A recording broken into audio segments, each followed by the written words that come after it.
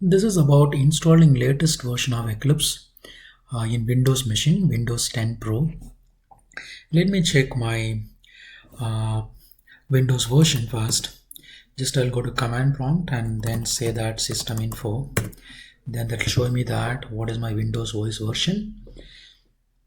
Once you go there, just you can look at that OS name, which is Windows 10 Pro.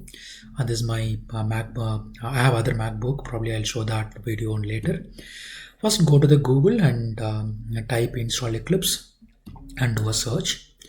Then, as soon as you get that first search, go to that eclipse.org, where you'll see the latest version of downloadable files. You can see, which is the latest version is Eclipse IDE 2020-03, which is sub version.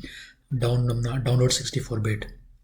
If you could have looked at my screen, which is my machine belongs to 64-bit. So just I wanted to use my 64-bit version of installer for the Eclipse. So the next step is, I already have downloaded this Eclipse version. I've been having that in my machine. So I'll run the Eclipse installer. Just I wanted to show you some error, then how we are going to resolve this error.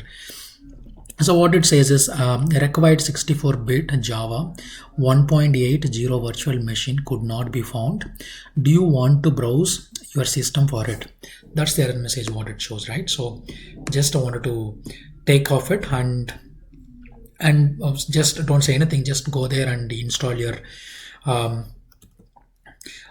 Java 64-bit 1.8 version. Already I've downloaded this. Go to Google, same as what I did for Eclipse. Go to Google and search for 64-bit Java version 1.8. Then that will take you here. So install a Java.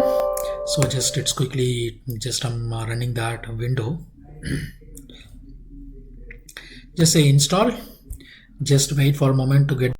After installs, it will open the Java window, Java exe file to install further. Just wait for the moment to get this complete. So we have installed Java. Now let's launch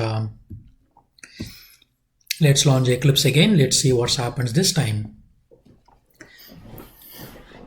Okay, so what it asking me? The next thing is you wanted to install a Java 1.14, which is the prerequisites for the Eclipse 2020. Just I'm going to install the Java JDK 14 version as well. So that takes some more time. So just I'll pass that until that. The Java prompts with its executor. So once it's opens its executor file, just you keep on clicking next. Then you will end up running in the installer mode. The Java installation as well is now completed. Just I'll click close the window. Now I launch Eclipse. Then it will opens the Eclipse window. Let's wait for that to come up with the.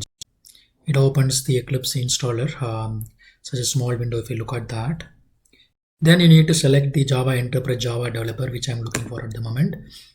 You can select according to your requirement. It says that installer, I accept the terms and conditions. It's installs. Continuation. Still, it's the installation is going on. It says that artifact download is progress very. Just waited for some time. Then it's been come up with that certificates. Ask me to select. I'll select all the certificates together and I'll accept that. And then accept all certificates. Select all and accept selected. Then it's asked me to launch. Just I'll go ahead and launch it. Eclipse is launching now, so I can use my integrated development environment 2020 subversion 3.